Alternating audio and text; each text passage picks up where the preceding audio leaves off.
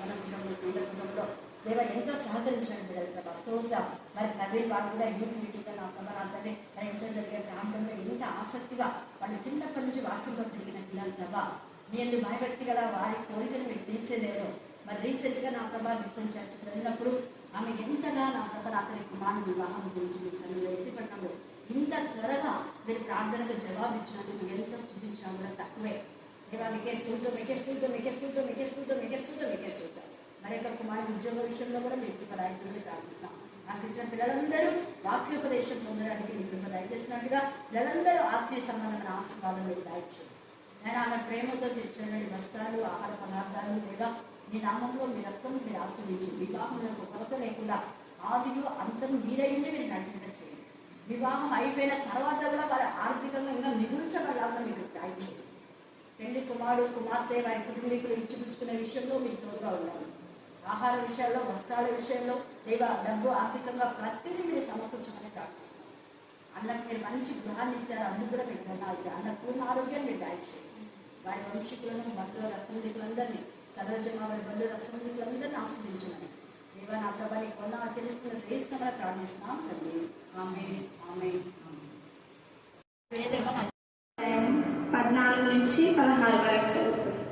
మరియు నేను చూడగా ఇదిగో తెల్లని మేఘము కనబడేను. మనుష్య కుమారుణ్ణి పోలిన ఒకడు ఆ మేఘము మీద ఆసీనుడై ఉండెను. ఆయన శిరస్సు మీద సువర్ణ కిరీటమును చేతిలో వాడిగల కొండవలి ఉండెను. అప్పుడు మరి ఒక దూత దేవాలయంలో నుండి వెడలి వచ్చి భూమిపై పడి ఉన్నది. కోతకాలము వచ్చినది, నీ కొడలి పెట్టి పోయుమని గొప్ప స్వరంతో మేఘము మీద ఆసీనుడై ఉన్న వానితో చెప్పాను. మేఘము మీద ఆసీనుడై ఉన్నవాడు తన కొడవలి భూమి మీద వేయగా భూమిపై పైరు కోయబడేది. దేవుడి లేఖన భాగాన్ని దీవించి ఆశీర్వదించును కాక. ఆమేన్, ఆమేన్, ఆమేన్. దుష్ట శక్తులు, దురాత్మల, ప్రేతాత్మల అన్ని కూడా ఏ స్థానంలో గద్దించే ప్రాంతాలుగా బంధించమని ప్రార్థిస్తున్నాం.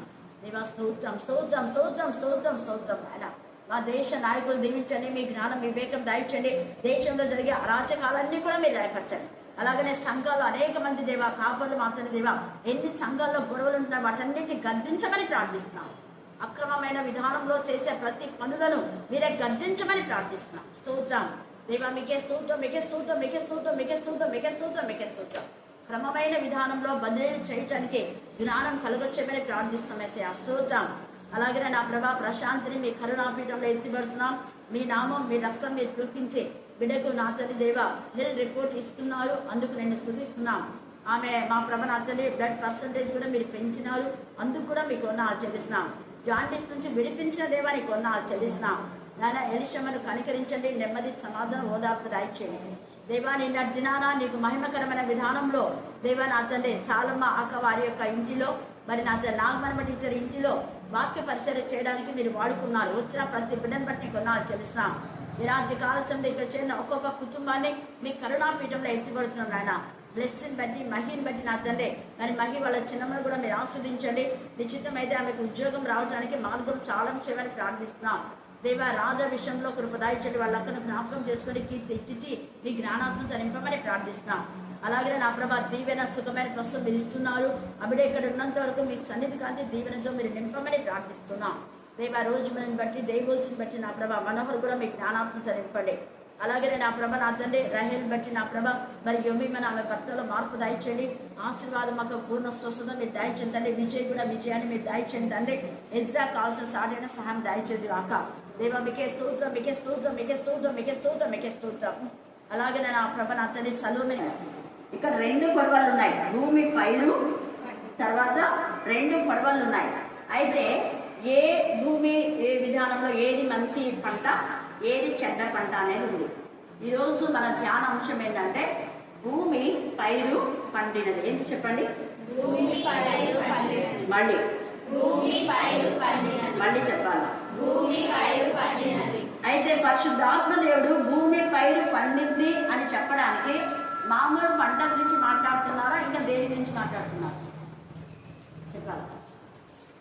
భూమి పైరు పండింది కదా, మరి పంట గురించి ఇంకా రాశారా, ఇంకా ఏమైనా ఉందా? అది పైరు అంటే మనమే పైరు. ఆయన అన్నాడు కదా, నేను వ్యవసాయకుడిని, మీరంతా కూడా నా వనంలో నేను విత్తాను మీకు అంటాడు. ఎందుకంటే యెషయా 5వ అధ్యాయము, యెషయా 5వ అధ్యాయం 1-2 వచనాలు చదవండి. నా ప్రియుని గూర్చి పాడేదను వినుడి, అతని ద్రాక్ష తోటను బట్టి నాకు ఇష్టడైన వాడిని గూర్చి పాడేదను వినుడి. సత్తువ భూమి గల కొండ మీద, చూడండి, సత్తువ భూమి గల కొండ మీద నా ప్రియునికి ఒక ద్రాక్ష తోట ఉందంట. ప్రియుడైన యేసయ్యకు లేదంటే తండ్రి అయిన దేవునికి సత్తువ గల చోట ఎక్కడంటే అక్కడ నాటలేదు. తేటగా మాట్లాడుతున్నాడు. నేను సత్తువ గల భూమిలోనే నాటాను అంటున్నాడు. పనికిరాని భూమిగా ఉన్నా కూడా, బీడి భూమిగా ఉన్నా కూడా, అలాంటి పనికిరాని బీడి భూమిని దున్ని రాళ్ళు ఏరి పారేసి కలుపుమొక్కలు తీసి దాన్ని చదును చేసి సత్తువ గల భూమిగా చేశాడంట. ఈ రాత్రి కాల సమయమందు మన జీవితాన్ని కూడా సత్తువ గల జీవితంగా యేసయ్య చేశాడు. ఆయన ప్రశస్తమైన రక్తంలో పాపం అనే మరి రక్తంలో పొల్లుచున్న మనలను ఆయన కన్నులు చూసి మనను శుద్ధి చేసి మన పరిశుద్ధపరిచి ఆయన నామమును మనకు ధరింపచేసి ఆయన సొత్తుగా చేసుకొని ఆయన శ్రేష్టమైన వాక్యం అనే విత్తనం మన హృదయంలో ఆయన విత్తాడు. మన హృదయం భయంకరమైన నరుని యొక్క హృదయం ఎలాంటిదంట? భయంకరమైన ఘోరమైన వ్యాధి కలదు. బాల్య దినంలో నుంచి వారి యొక్క ఆలోచన అంతా కూడా కేవలము చెడ్డదంట. దేవుడు నరుని హృదయాన్ని చూసి మనసులో ఏం చేశాడంట? నొచ్చుకున్నాడు. అయితే అలాంటి హృదయాన్ని తండ్రి అయిన దేవుడు యేసే రక్తంలో శుద్ధి చేసి కడిగి సత్వగల భూమిగా చేసి మన హృదయమైన భూమిని ఆయన వాక్యమును మనలో విత్తాడు.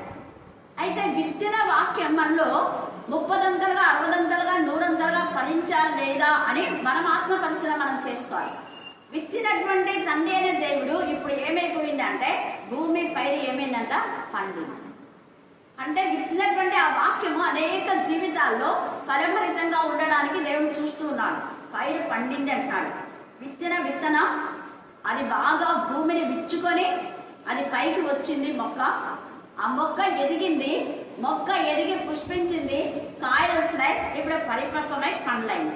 మాధుర్యమైన పండ్లను మనం దేవునికి ఇస్తున్నామా లేకపోతే ఏమి ఇస్తున్నాము అని ఆత్మ పరిశీలన చేసుకోవాలి. పైన మొదటి కొడవలి వేస్తాడు, తర్వాత రెండవది కూడా మనం 15 నుంచి చివరి దాకా చదివితే రెండవ కొడవలు, 2 కొడవలు ఉన్నాయి. మొదటి కొడవలి వేసినప్పుడు మంచి పంట గురించి ఆయన వేస్తున్నాడు.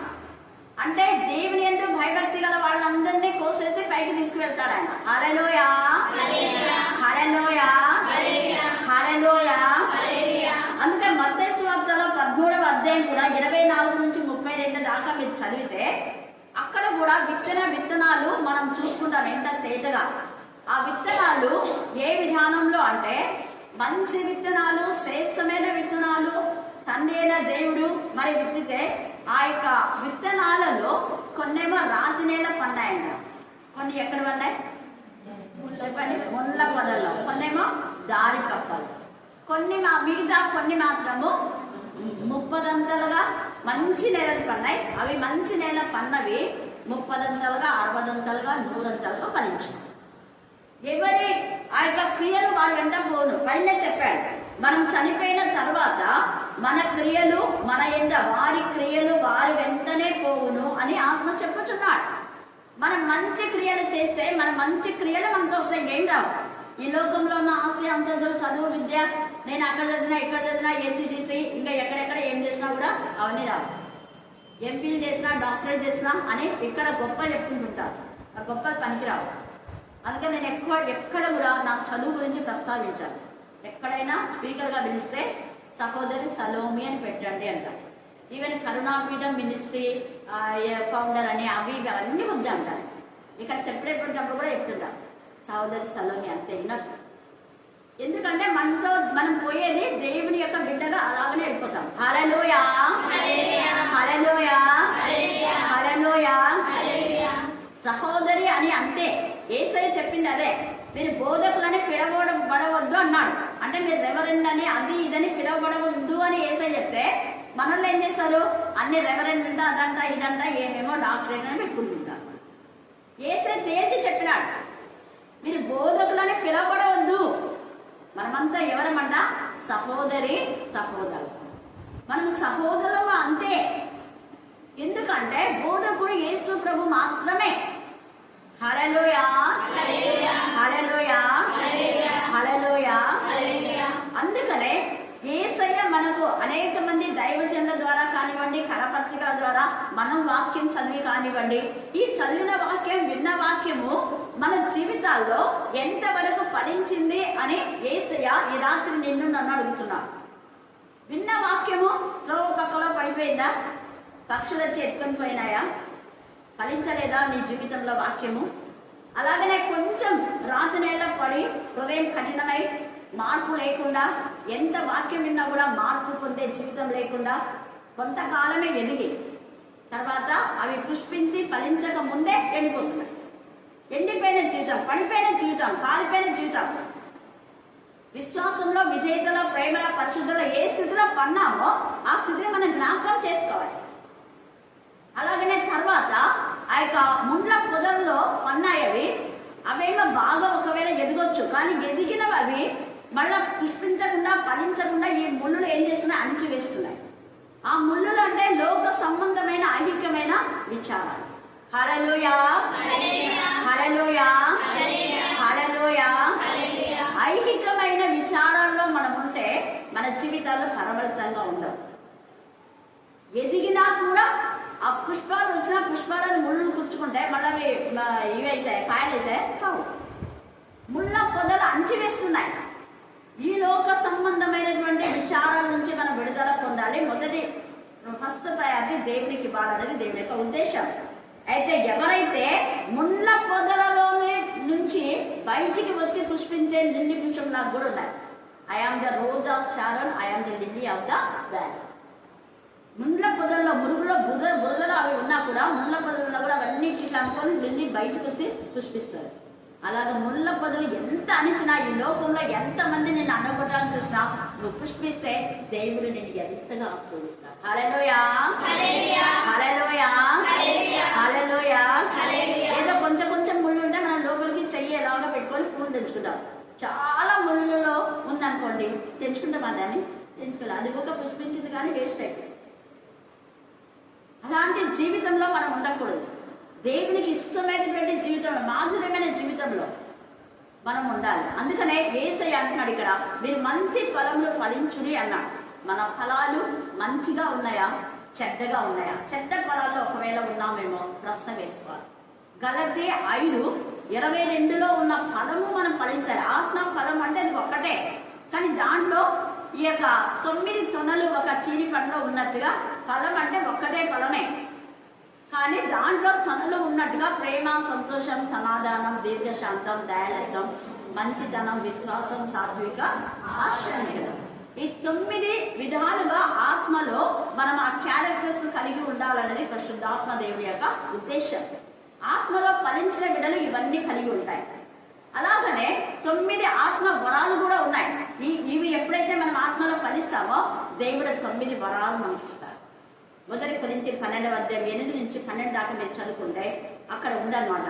బుద్ధి వాక్యము, జ్ఞాన వాక్యము, తర్వాత విశ్వాసం అనేది కూడా ఒక వరం, స్వస్థపరచు కృపావరం, అద్భుతకారం చేసే శక్తికి, అన్య భాషలు మాట్లాడకు, అన్య భాషలు అర్థం ఇచ్చే శక్తికి, ఆత్మల వివేచన, ఇవన్నీ కూడా వరాలే. వీటిని కూడా దేవుడు మనకి ఇస్తాడు. అయితే ఈ ఆత్మ ఫలము మనలో ఉన్నప్పుడే ఇవన్నీ మనకు వస్తాయి. అందుకే ఈ రాత్రి కాలచండి కొంతమందికి 1 కూడా రావచ్చు, కొంతమందికి 2 రావచ్చు, కొంతమందికి అయితే 9 దేవుడు ఇస్తాడు. బట్ కొందరిని ఆ 1, 2, 3 వాడుకుంటాడు, కొందరు అన్ని విధాలుగా వాడుకుంటాడు. హల్లెలూయా, హల్లెలూయా, హల్లెలూయా. ఎప్పుడైతే ఇలాగ ఆధ్యాత్మికంగా మనం ఫలిస్తామో దేవునికి ఇష్టమైన విలువైన సువాసన కలిగిన జీవితం మన జీవితం ఉన్నది. అందుకే మొదటి కొడవలి వేసినప్పుడు ప్రభువునందు ఉండి మృతులైన వారు దేవునికి ఇష్టమైనటువంటి పంట మరి ఎవరైతే వస్తుందో వాళ్ళందరూ మొదటి కొడవల్లో పోయబడుతున్నారు. తర్వాత 2వ కొడవలిలో మనం చూస్తే అక్కడ ఇంకొక దూత పరలోకమందున్న ఆలయంలో నుండి వెడలి వచ్చెను. ఇతని యొద్దను వాడిగల కొడవలి ఉండెను. మరి యొక్క దూత బలిపీఠం నుండి వెడలి వచ్చెను. ఇతడు అగ్ని మీద అధికారం నొందినవాడు. చూడండి, ఇతనేమో అగ్ని మీద అధికారం నొందినవాడు. ఇక్కడ పోసిన ఇవన్నీ కూడా తండ్రి అయిన దేవుడు మంచిగా వాటిని ప్రిజర్వ్ చేస్తున్నాడు వాటిని. అందుకే ఇక్కడ ఎంత చక్కగా తన కొడవలి భూమి మీద వేయగా భూమి పైరు పోయబడను. అది దేవునికి ఇష్టమైనటువంటి పైరు, కొట్లలో చేర్చేటువంటి పైరు, దేవునికి ఉపయోగకరమైన పైరు. అయితే ఇక్కడ రెండవ కొడవలి అప్పుడు ఇది దేవునికి ఉపయోగకరమైనది కాదు, దేవుని కోపానికి ఆకుతైనటువంటి కొడవలి. ఏంటి దేవుని కోపం అంటే, మానవుడి ఇంతగా యేసయ్య తన ప్రశస్త రక్తము ఆయన శరీరం అంతా కూడా ఆయన నలగొట్టుకుని ఆయన రక్తంను కార్చి ఆ రక్తంతో మనల్ని కడిగి శుద్ధి చేసి వాక్యమైన విత్తనం అనేక మంది ద్వారా మన వాక్యమైన విత్తనాన్ని ఆయన విత్తితే కూడా ఫలించకపోతే ఎంత కోపం వస్తుంది తండ్రి. అందుకే గలతీ 5:19 ఉన్న క్రియలు ఉన్నవాడు అక్కడ ఉన్నాయి. చదవండి, గలతీ 5:19.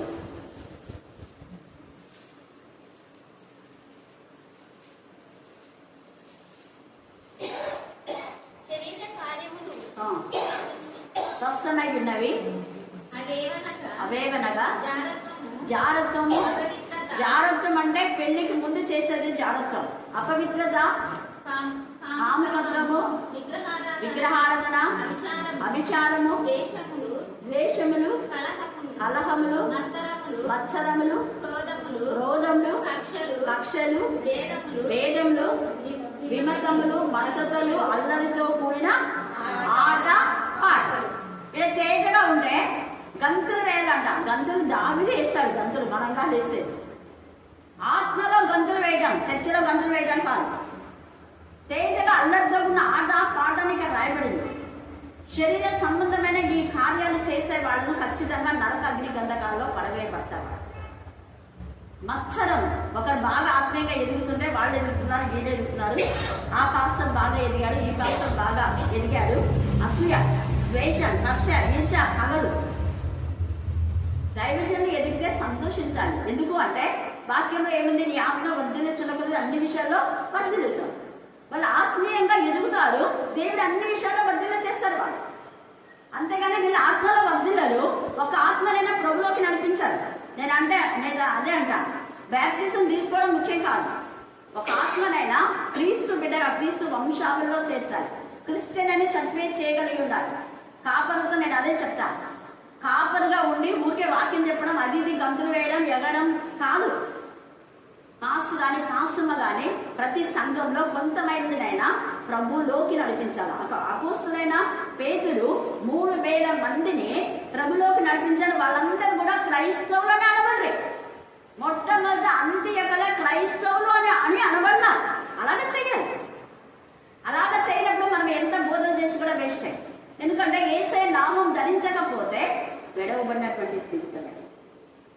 లేదా రెండవ దొంగలా కూడా పశ్చాత్తాపడి ప్రభా నేను మార్చుకోవాలనుకుంటున్నాను, నాకు అవకాశం అనేవాళ్ళు కూడా దేవుని సన్నిధిలో చేర్చబడతారు. హల్లెలూయా, హల్లెలూయా, హల్లెలూయా. పశ్చాత్తాప హృదయం దేవుడు చాలా చాలా ఇష్టపడతారు. అహంకారులను ఎదిరించి దేవుడి దీనులకు ఏం చేస్తాడు? కృప ఇస్తాడు. తల్లిదండ్రులు లేని వారికి మనం ఏం చేయాలి? న్యాయం చేయాలి. తల్లిదండ్రులు లేని వారి పక్షంగా మనం వ్యాజ్యపడాలి. తల్లిదండ్రులు లేదులే, వీళ్ళు విధవరాలే, వీళ్ళు ఒంటరిగా ఉన్నారని వాళ్ళ మీద చేస్తే ఇక్కడ ఉంటుంది ఆ ఫలితం అంతా. యెషయా 58లో తేజగా రాయబడింది అక్కడ. మనం చేసే ఉపవాసాలు దేవునికి ఇష్టమైన ఉపవాసం ఏంటంటే, దుర్మార్గులు కట్టిన ఏం చేయాలంట? విప్పాలి. కాడిమాను మోగులు తీయాలని రాయబడింది అక్కడ. అది నిజమైన ఉపవాసం అంటే. అలాగనే మన భక్తి ఏదంటే తల్లిదండ్రులు లేని వారిని వారిని ఆదరించడమే నిజమైన భక్తి. యాకోబు 4వ అధ్యాయం చివరిలో ఉంటుంది, చూసి చదవండి. యాకోబు 4వ అధ్యాయం చివరి వచనం. వాని తప్పు మార్గం నుండి మళ్ళించువాడు మరణం నుండి ఒక ఆత్మను రక్షించి అనేక పాపములను కప్పివేయడని తాను తెలుసుకొనవలెను. అక్కడ పాపిని అంటే భయంకరమైన పాపపు జీవితం నుంచి అతన్ని విడిపించడమే దేవునికి ఇష్టమైనటువంటి ఇంపైన సువాసన యాగం. ఆ విధంలో చేయడం ద్వారా ఒక పాపిని ఏం చేస్తున్నాడంటే ఆ ఆత్మను పరలోకంలోకి చేరుస్తున్నాడు అని దేవుని యొక్క ఉద్దేశం. అలాగనే మనం 1:27 చదవండి. యాకోబు 1:27.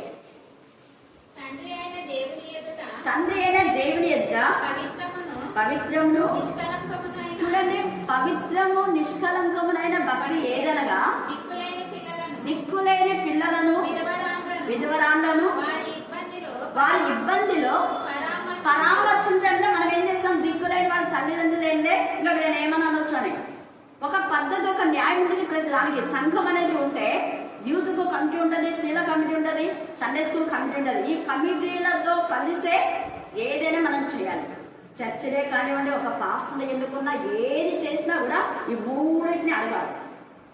అలా అడగలేదంటే అది అక్రమమైన మార్గం, అక్రమమైన విధానంలో వచ్చినారు అని అక్కడ అర్థం. అది రాజమార్గం కాదు, దొడ్డిదారే. అందుకని నిజమైన కాపరి ఎలాగంటే గుమ్మంలో గుండా ప్రవేశిస్తాడు, కానీ దొంగ వేరొక మార్గంలో వస్తాడు. ఎందుకు వస్తాడు? దొంగతనం, హత్య, నాశనం చేయడానికి వస్తాడు. గొర్రెలు అతని కావు కాబట్టి వాటిని అతని జీతగాడే. నిజమైన కాపరి వాటి కోసం ఏం చేస్తాడు? తన ప్రాణం ఇస్తాడు. తర్వాత నిజమైన కాపరిని దేవుడు నియమిస్తానంటాడు ఇర్మియాలో కూడా. ఆ కాపరి ఎప్పుడు ఉంటాడు, కొన్ని రోజులు ఉండి కొన్ని రోజులు పోయేది కాదు. ఎప్పుడు ఉన్నటువంటి కాపరిని వేరే వాళ్ళు ఒకవేళ యేసు ప్రభుల వారు పంట పండింది, నాకు పంట ఇవ్వండి అని వస్తే ఇంకా ఈయన యజమానుని యొక్క ఈ పంట ఇదంతా కూడా ఈ పొలమంతా ఈ యొక్క యజమానుని కొడుకులే కాబట్టి కొడుకుని చంపేస్తే పంటంతా మాకు వస్తుందిలే అని యేసుని చంపారు. కానీ తర్వాత వాళ్ళకు భయంకరమైన శిక్ష.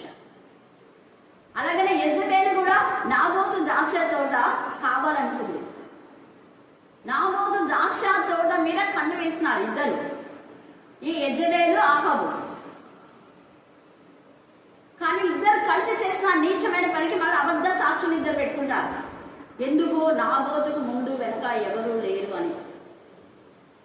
కానీ నాబోతును చంపారు, ద్రాక్ష తోట తీసుకున్నారు, వాళ్ళు అనుభవించారా? దాని శిక్ష ఎలాంటిదంటే భార్య భర్తలు ఇద్దరు చచ్చిపోయినారు, వాళ్ళ పిల్లలు వాళ్ళ వంశమే నాశనం. హల్లెలూయా, హల్లెలూయా, హల్లెలూయా. నిర్దోషి రక్తము చిందిస్తే దేవుడు ఊరుకోడు. అప్పుడు అలాంటి వాళ్ళకందరికీ ఇక్కడ శిక్ష. ఈ 17 నుంచి చివరి దాకా మనం చూస్తే వీళ్ళందరూ 2వ కొడవలిలో ఉన్నటువంటి వాళ్ళు. అందుకే కీర్తనకారుడు దావీదు అంటాడు 69లో, ఆయన్ని ఎవరెవరైతే బాధ పెట్టినా వాళ్ళందరిని బట్టి దేవా వీరి పేరు జీవ గ్రంథం నుంచి తెరిపిపెట్టు దేవా. తేటగా మాట్లాడతాడు. అంత ఇదిగా బాధ పెట్టే విధానంలో మనం చేయకూడదు పనులు. దేవుడు చూస్తూ ఊరుకునేవాడు కాదే కాదు. అందుకని 12వ అధ్యాయంలో కూడా 10వ వచనంలో ఈ అపవాది సాతాను చేసినటువంటి పనికి దేవుడు మికాయేలే మనతో యుద్ధం చేసి ఆ అపవాదితో యుద్ధం చేసి మన పక్షంగా మనకు విజయాన్ని ఇస్తాడు. అందుకే ఇప్పుడు అధికారం క్రీస్తుదాయని రాయబడింది. క్రీస్తు అధికారంలో మనం ఉన్నాం, ఇంకొకరి అధికారంలో కాదు. అధికారం క్రీస్తుదైందే అక్కడ రాయబడింది. ఇక 12:17లో సాక్ష్యమిచ్చే వారి కోసము అపవాది ఎక్కడ నిలబడింది? సముద్ర తీరంలో. మనల్ని ఏమంటారు? సాక్ష్యం ఇవ్వకుండా ఉంటారు. యేసు ప్రభు ఏమన్నాడు? సమస్త జనం నాకు శిష్యులుగా చేసి భూదిగంతాలకు మీరు ఏమై ఉండాలా? సాక్షులై. గడి చెప్పండి, భూదిగంతాలకు ఎలా ఉండాలంట? మళ్ళీ చెప్పండి, మళ్ళీ చెప్పండి, మళ్ళీ చెప్పండి. భూదిగంతాలకు మీరు సాక్షులై ఉండండి అంటే ఇక్కడ చెప్తే సాక్ష్యం ఆడ చెప్పకూడదంటే ఆడ చెప్పిన గుర్తికి పోయిన సాక్ష్యం ఇంకోసాడు ఉందే అక్కడ వాక్యం ఎక్కడన్నా ఉందా? లేదు. వాళ్ళు కలవడికి ఎందుకు పోతున్నారు, వీరికి గుర్తిపోతున్నారు, వారికి గుర్తిపోతున్నారు అంటే బోధ సరిగా లేకుండా పోతుంది. మరి వాళ్ళు బోధ సరిగా ఉంటాయి కదా. ఆ బోధ సరి అయిన బోధ లేకుండా వక్రమైన మార్గంలో బోధిస్తూ ఉంటే కల్పించబడి బోధలు ఉంటే ఇంకా ప్రజలు అటు ఇటు వెళ్ళక ఎక్కడ వెళ్తారు? ఇక్కడ కూడా అంతే. తప్పిపోయినటువంటి వాళ్ళు, చెదిరిపోయినటువంటి వాళ్ళు దేవుడు సమకూరుస్తారు. తర్వాత ఇక్కడ అంటున్నాడు చూడు ఎంత చక్కగా. ఈ యొక్క 17వ అధ్యాయంలో ఆ దూత వచ్చింది, ఆ అగ్ని మీద అధికారం ఉంది. ఇక్కడ పైన ఉన్నదైతే క్రీస్తు అధికారంలో ఉన్న వాళ్ళంతా కూడా క్రీస్తు యొక్క సన్నిధిలో, ఆయన యొక్క ఆలయంలో వాళ్ళందరూ కూడా చేస్తారు. అయితే ఈ 2వ కొడవలి వేసినప్పుడు అగ్నికి ఆకుతైనటువంటి బ్రతుకు. నిరంతరం అక్కడ అగ్ని ఆడదు, పురుగు చావదు.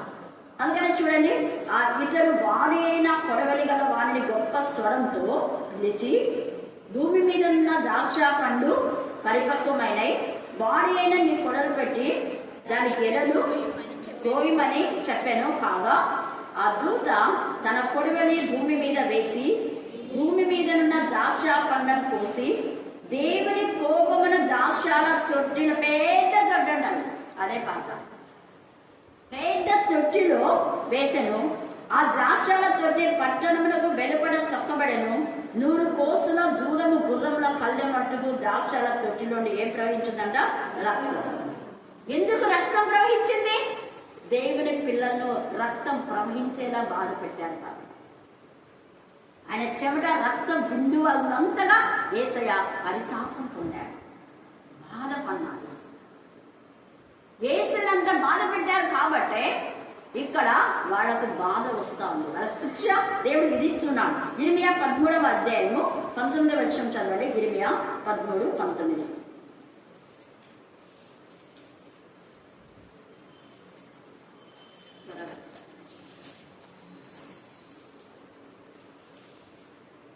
దక్షిణ దేశ పట్టణములు మూయబడి ఉన్నవి, వాటిని తెరవగల వాడెవడనూ లేడు. యూదా వారందరూ చెరపట్టబడి ఏమీ లేకుండా సమస్తము కొనుక్కోబడింది. ఏమీ లేకుండా సమస్తం కొనుక్కోవడానికి కారణం ఏంటంటే దేవునికి విరోధంగా చేసిన వాటిని బట్టి దేవుడు శిక్షిస్తున్నాడు. ఆమోసులో కూడా మనం చూస్తే 1-2 సార్లు చేసిన దానికి దేవుడు అక్కడ ప్రతిఫలం వాళ్ళకు శిక్ష ఇస్తాడు. 2 మార్లు చేసిన దాన్ని బట్టి, 3 మార్లు చేసిన దాన్ని బట్టి దానికి శిక్ష వస్తుంది అనే మాట చాలా చాలా ప్రదేశాల గురించి, అంటే దేశాల గురించి, ఊళ్ళ గురించి అక్కడ రాయబడుతుంది. యెషయా 1వ అధ్యాయం 3వ వచనం చదవండి. యెషయా 1:3.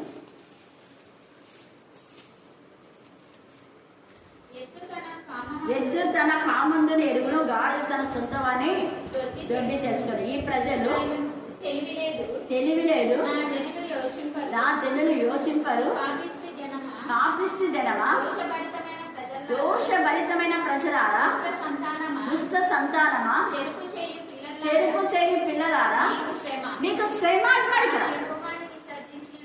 యెహోవాను విసర్జించంటే వాడు వాక్యంలో ఉన్నది ఉన్నట్టుగా చెప్పగా వాక్యంలో కలిపి చెరిపిడిపోతారు. వాళ్ళు యెహోవాను విసర్జించున్నారు. చూడండి ఎంత తేజగా ఇక్కడ పరిశుద్ధాత్మ దేవుడు మాట్లాడుతున్నారు. అదే 1:11 కూడా ఉంది. యెషయా 1:11. యెహోవా సెలవిచ్చిన మాట ఇదే, యెహోవా సెలవిచ్చిన మాట ఇదే, విస్తారమైన మీ బలుల నాకేలా, అది అన్నాడు, విస్తారమైన మీ బలులు నాకేలా, దహన బలులకు పొట్టేళ్లను, దహన బలులను పొట్టేళ్లను, బాగుగా మోపిన దూడల కొవ్వును నాకు అవన్నీ వెక్కసమైంది అంటాడు. మీ యొక్క ప్రవర్తన నాకు విసుగు పుట్టించేది. విసుగు దేవునికి విసిగించేలాగా మన ప్రవర్తన ఉంటే మీలాగా తక్కువడతారు. ఎంత తేజగా మాట్లాడుతున్న పరిశుద్ధాత్మదేవుడు. కీర్తన 75:8. కీర్తన 75:8 వచనం. ఆయన కృప ఎన్నటికీ లేకుండా మానిపోయినా, చూడండి, ఆయన కృప ఎన్నటికీ లేకుండా మానిపోయినా, ఆయన సెలవిచ్చిన మాట తరతరములకు తప్పిపోయినా, ఆయన సెలవిచ్చిన మాట తరతరములకు తప్పిపోయినా, దేవుడు కటాక్షింప మానెనా, చూడండి దేవుడు కటాక్షింపక మానెనా, ఆయన కోపించి వాత్సల్యత చూపకుండునా, ఆయన కోపించి వాత్సల్యత చూపకుండునా అని పాపం వెంట పాపం చేసుకుంటా పోతే ఇదే వచ్చాయి. ఆయన కృపగల తండ్రి, కృపగల తండ్రి, కృపగల తండ్రి, కనికం తండ్రి, జాలిగల తండ్రి, క్షమిస్తాలంటే ఇదే వస్తుంది. పశ్చాత్తాపడితే ఆయన ఖచ్చితంగా క్షమిస్తారు. అందుకని అతిక్రమంలో దాచిపెట్టగా అతిక్రమంలో ఒప్పుకొని విడిచిపెట్టేవాడు ఎలాంటి వాడ ధన్యుడు. ఈ రాత్రి కాల సమయంలో అతి ధన్యకరమైన జీవితం దేవుడు మనకు దయచేయగాక. దేవుడు ఈ లేఖన భాగంలో దీవించి ఆశీర్వదించుగాక. ఆమేన్, ఆమేన్, ఆమేన్. పోయిన సోమవారం నుంచి నేటి సోమవారం వరకు ఎంత కలిసి కాకుండా దేవా, ఈ రాత్రికాల సమయమైన ప్రభు మేమందరంగా కూడా మేము శుద్ధించేటప్పుడు, గణపరిచేటప్పుడు మాకు ఇచ్చిన సమయం బట్టి నేను నీకే వెళ్ళి కృపగ్రీతాసులు స్వస్థానంగా చెల్లిస్తున్నాను దేవా. ప్రభు అవును ప్రభు, నేను అమ్మవారి అయిన ప్రభు వాక్యం చెప్తున్నాను. ఆ వాక్యం సరే మేము లోబడి జీవించటం అడుగుచున్నామయ్యా. నేను మీద పగలకుండా బండ మీద పడేతున్న ఉండకుండా మంచి నీళ్ళ పడేతున్న ఎలా కలుస్తారో మా హృదయాలు కూడా అలా కలుస్తబడ్డాము. దయచేయండి అడుగుచున్నాను అని కృపచూపమని అడుగుచున్నాను. నీకు ఏసు తెలుగు సూస్త్రంగా చెల్లిస్తున్నాను దేవా. ప్రభా అమ్మాయిన భయంకరమైన నేను ప్రభుత్వ సింహాలలో ఉన్నాను. నేను ప్రభు ఏసయ్య మా మధ్యలో మాట్లాడమని అడుగుచున్నాను దేవా. నేను వారినైనా మా మధ్యలో విధానం పట్టలేదు. ఇంకా నేను అమ్మా ఇంకా మీ సేవ ఇంకా బలంగా వివరటకు నీ కృప చూపుమని అధిపతి దేవా. నీకేమన్నా కోటి వందనాలు దేవా. తండ్రి నా కుటుంబం రోగాలతో సతమతం అవుతుంది. గత 10 డేస్గా మనశ్శాంతి లేదు. ఇంట్లో రోగాలు స్కూల్లో టెన్షన్స్ అస్సలు బిజీ లైఫ్లో దేవుని కూడా మర్చిపోయేంతగా ఉన్నాను తండ్రి. క్షమించండి. నిన్ను మనిషింటే మమ్మల్ని క్షమించండి. నా చిన్న కూతురికి ఆరోగ్యం బాగాలేదు, అలాగే నా పెద్ద కూతురు కూడా స్టార్ట్ అయింది. ఈ వైరల్ ఫీవర్ నుండి, వైరస్ నుంచి, జాండీస్ నుంచి నువ్వు వినిపిస్తావని నమ్ముతున్నాను తండ్రి. అందుకే నీకు స్తోత్రం తెలియజేస్తున్నాను తండ్రి. అలాగే నేను భారీ భయంకరమైన కళ నుండి వినిపించినందుకు నీకు కోటి లక్షలాది వందనాలు తండ్రి. ఈ కరుణాపీఠంకి రాక దగ్గర 4 నెలలు 3 నెలలు అవుతుంది. ఇక్కడ అడుగు పెట్టాను. ఈ రోజుతో నా చిన్న పాపకు ఎటువంటి రోగం ఉండదు, తగ్గుతుందని నేను నమ్ముతున్నాను తండ్రి. అలాగే నాకు కూడా థ్రోట్ ఇన్ఫెక్షన్, అలాగే గొంతు ఇన్ఫెక్షన్ ఉంది. స్కూల్లో చెప్పలేకపోతే ఇన్ఫెక్షన్ కూడా తగ్గిస్తామని, మనశ్శాంతిని నిద్రిస్తామని కోరుకుంటున్నాను తండ్రి. ఇవన్నీ నాకు చేస్తున్నామని నీకు ముందే స్థితులు స్తోత్రం చెల్లిస్తున్నాను తండ్రి. అలాగే నా బిడ్డలకి జ్వరం తగ్గిస్తున్నామని కోరుకుంటున్నాను తండ్రి. అలాగే గ్రామ వాలంటీర్ జాబ్ రావాలని కోరుకుంటున్నాను. నువ్వు ఇస్తున్నావు నమ్ముతున్నాను తండ్రి. నాకు స్కూల్లో అక్షలేక గొంతు ఇన్ఫెక్షన్తో బాధపడుతున్నాను. ఈ గ్రామ వాలంటీర్ వస్తే ఏదో అక్షర వర్క్ చేసుకోవాలని ఆశపడుతున్నాను తండ్రి. ఎందుకంటే నేను ఆ స్టేజ్ పడలేనుకుంటున్నాను. అలాగే త్వరలో టెట్ డిఎస్సి కూడా ప్రపంచం మొత్తం టెట్ డిఎస్సి రాస్తున్నారు. అందరి టెట్లో క్వాలిఫైడ్, డిఎస్లో ఎంతో కొంతమందికి జాబ్ రావాలి, అందరికీ రావు అది తెలుసు. కానీ కొంతమంది నన్ను డిఎస్సిలో జాబులు ఇప్పించి ఇంకో కొంతమందిని వేరే దాంట్లో ఇప్పిస్తామని జాబ్ లేని వాళ్ళ బాధలు నాకు తెలుసు. మేము పడుతున్నాం అలాంటి బాధలు. ఇప్పుడైనా ఈ ఇయర్తో సమాప్తం కావాలి. ప్రతి కుటుంబంలో హ్యాపీ ఉండాలి. అలాగే చిన్నపిల్లలు, అలాంటి చిన్నపిల్లలు స్కూల్లో టీచర్స్ పిల్లలకి స్టూడెంట్స్ కూడా వైరల్ ఫీవర్స్ అవుతున్నాయి. ఆ స్కూల్లో మొత్తము తగ్గిపోవాలి. అలాగే మా స్కూల్ స్ట్రెంత్ పడిపోయింది. ఈ సంవత్సరం స్కూల్ స్ట్రెంత్ కూడా పెరగాలని మా సార్ చాలా బాధల్లో ఉన్నారు. మా మెయిన్కో కలిసి నా స్కూల్ కలుసుకోలేదు. బస్ తెచ్చాడు స్ట్రెంత్ పెరుగుతుందని, కానీ పెరగలేదు. కానీ మేము చెప్పే చదువు మేము న్యాయం చేస్తున్నాం. కానీ కరుణాపీఠంలో అడిగిన ప్రతిదానికి సమాధానం ఇస్తామని, మా స్కూల్ స్ట్రెంత్ పెరుగుతుందని, అలాగే నా కూతురు ఆరోగ్యం బాగుంటుందని కోరుకుంటున్నాను తండ్రి. ఆమేన్.